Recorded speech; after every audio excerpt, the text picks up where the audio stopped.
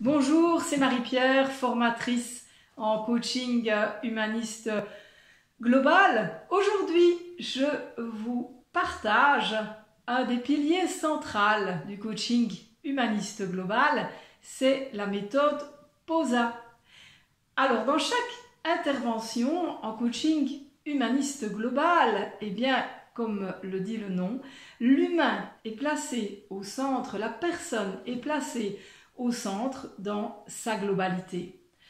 Notre analyse de la situation et nos interventions, eh bien, elles vont être guidées avec systématisme par cette technique POSA qui est l'acronyme pour le mot posture, P, le P de posture, O de objectif, S de système et A de attitude.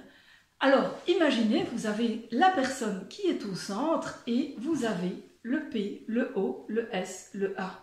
Et tout au long de notre intervention en coaching humaniste global, de l'accueil de la personne à l'anamnèse, la compréhension de sa problématique et de ce qui l'amène, nous allons utiliser un outil d'analyse qui est ce POSA. Avec le POSA, vous allez travailler de façon très systématique et surtout le gros avantage, c'est que vous allez pouvoir intégrer aussi vos propres outils.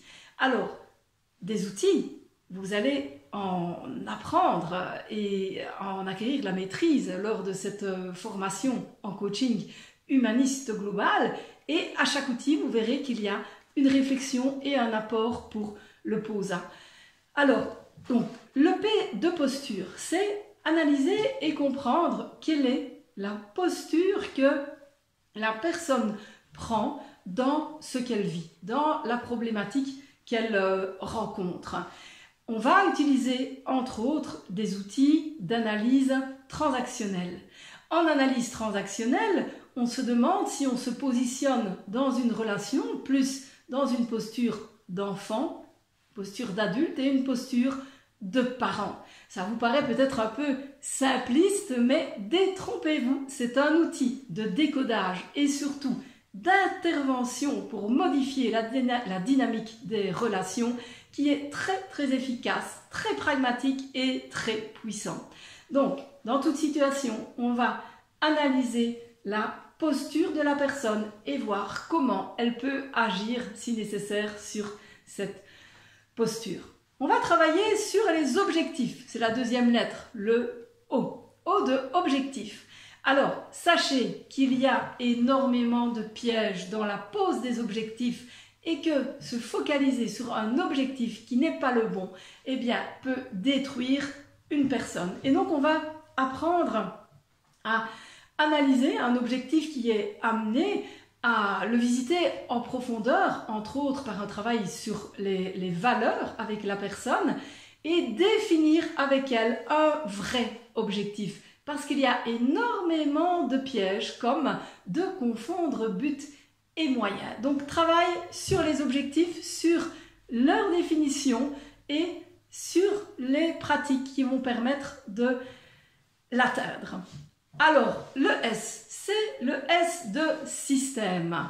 Nous appartenons, entre guillemets, tous à différents systèmes. Le système familial, le système professionnel, le système loisir, nous sommes des éléments de ce système. Et ce qui est à savoir, c'est que chaque système est régi par des lois, dont celle de l'inertie. Le système, il aura toujours tendance à se maintenir. Eh bien, nous allons prendre ce phénomène et ce paramètre hyper important en considération lorsqu'on travaille en coaching humaniste global, comprendre quel est le rôle de la personne dans son système et ce qui va se passer, ce qui risque de se produire si elle amorce un changement.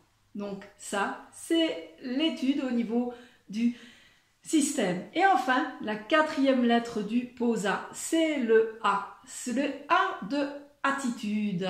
Notre attitude est fondamentale. Ce qui nous arrive dans la vie, eh bien, il y a plein de choses que nous n'avons pas demandé, avec lesquelles il faut composer.